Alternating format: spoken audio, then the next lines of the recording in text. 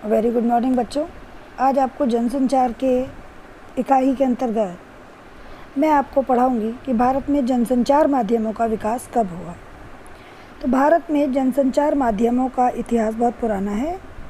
इसके बीच पौराणिक काल के मिथकीय पात्रों में ही मिल जाते हैं।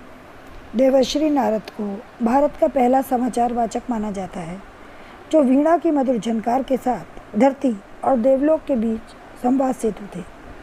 उन्हीं की तरह महाभारत काल में महाराज धृतराष्ट्र और रानी गांधारी को युद्ध की झलक दिखाने की और उसका विवरण सुनाने के लिए जिस तरह संजय की परिकल्पना की गई है, वह एक अत्यंत समृद्ध संचार व्यवस्था की ओर इशारा करती है। इसके अलावा चंद्रगुप्त मौर्य, अशोक जैसे सम्राटों के शासनकाल में स्थायी महत्व के संदेशों के लिए शिलालेखों और सामयिक या तात्कालिक संदेशों के लिए कच्ची स्याही या रंगों से संदेश लिखकर प्रदर्शित करने की व्यवस्था और मजबूत हुई। तब बाकायदा रोजनामचा लिखने के लिए कर्मचारी नियुक्त किए जाने लगे और जनता के बीच संदेश भेजने के लिए भी सही व्यवस्था की गई। भीमबेटका के गुफा चित्र इसके प्रमाण हैं। यह समानांतर व्यवस्था बाद में कठपुतली और लोक नाटकों की विविध शैलियों के रूप में दिखाई पड़ती है। देश के विभिन्न हिस्सों में प्रचलित विविध नाट्य रूपों कथावाचक, बाउल, सांग, रागनी, तमाशा, लावणी, नौटंकी, यात्रा, गंगा गौरी, यक्षगान आदि का विशेष महत्व है। इन विधाओं के कलाकार मनोरंजन तो करते ही थे, एक क्षेत्र से दूसरे क्षेत्र तक संदेश पहुंचाने और जनमत निर्माण करने का काम भी करते थे। लेकिन जनसंचार के आधुनिक माध्यमों के जो रूप आज हमारे यहाँ हैं, वह निश्चय ही हमें अंग्रेज़ों से मिले हैं। चाहे समाचार पत्रों या रेडियो, टेलीविज़न या इंटरनेट, सभी माध्यम पश्चिम से ही आए।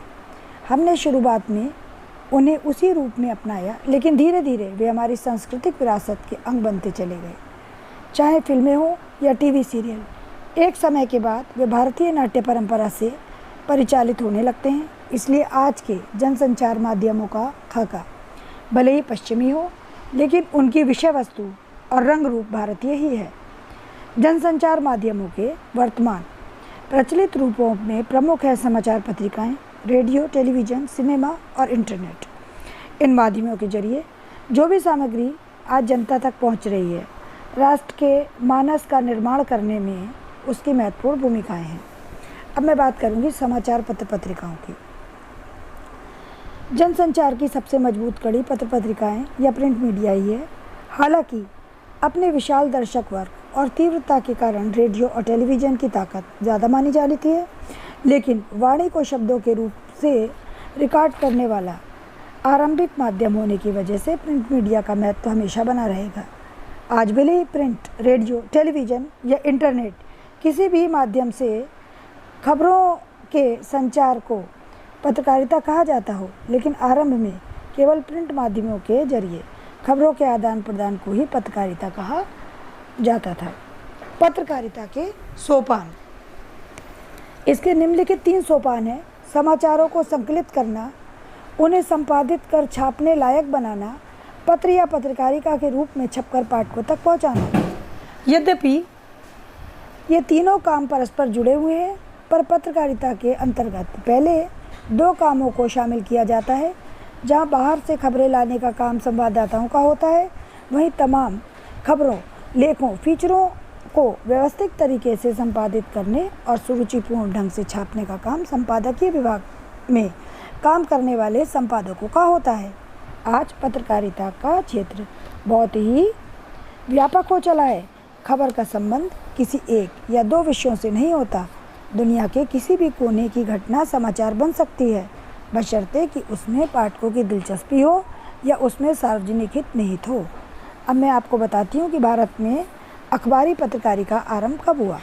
भारत में अखबारी पत्रकारिता की शुरुआत सन 1780 में जेम्स अगस्टकी के बंगाल गजट से हुई, जो कलकत्ता से निकला था। जबकि हिंदी का पहला साप्ताहिक पत्र उदंत मार्तंड भी कलकत्ता से ही सन 1826 में पंडित जुगल किशोर शुक्ल के संपादन में निकला था। हिंदी भाषा के विकास में शुरुआती अखबारों और पत्रिकाओं ने बहुत महत्वपूर्ण भूमिका निभाई। इस लिहाज से भारतेंदु हरिश्चंद्र का नाम हमेशा सम्मान के साथ लिया जाता रहेगा, जिन्होंने कई पत्रिकाएं निकाली। आज़ादी के आंदोलन में भारतीय पत्रों ने अहम भूमिका निभाई। महात्मा गांधी, लोकमान्य तिलक और मदन मोहन मालवीय जैसे नेताओं ने लोगों को जागरूक बनाने के लिए पत्रकार की भूमिका निभाई। गांधी जी को हम समकालीन भारत का सबसे बड़ा पत्रकार कह सकते हैं, क्योंकि आज़ादी दिलाने में उनके पत्रों ने महत्वपूर्ण भूमिका निभाई। आज़ादी के पहले के प्रमुख पत्रकारों में गणेश शंकर विद्यार्थी, माखनलाल चतुर्वेदी, महावीर प्रसाद द्विवेदी, बाबूराव विष्णुराव पराटकर, प्रताप नारायण मिश्र, पूजन सहाय, रामवृक्ष बेनीपुरी और बालमुकुंद गुप्त थे।